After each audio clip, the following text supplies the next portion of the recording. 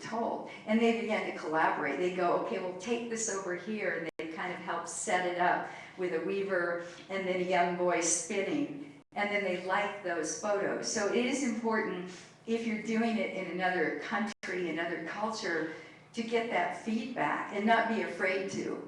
You know, I mean, it's kind of scary to take the photos to them and say, what, in a sense, what do you think? Or I'm more so if you're writing about them, did I get it right? But with photographs, they really give you the feedback. And you can take, like, and that's really important for you to get that feedback when you're going to tell them their stories.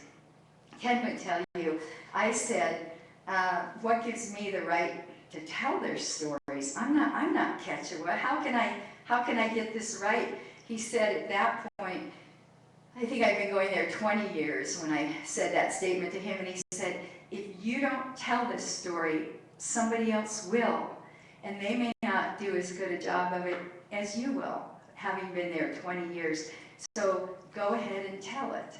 You know, you feel at some point you need permission to tell this story. But sometimes people come and they say, will you tell it?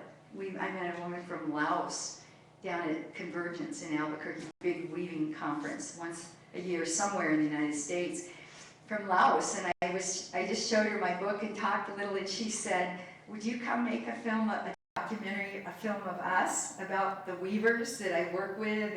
And it took me about 5 seconds, and I went, uh-huh.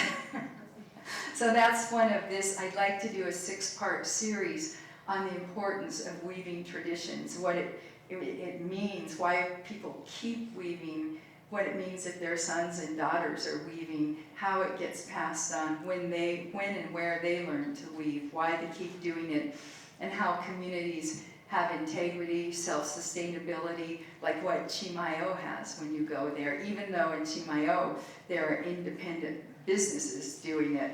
But over in Tierra Maria, how they're organized. Over in Mora, how they got a spinning mill going that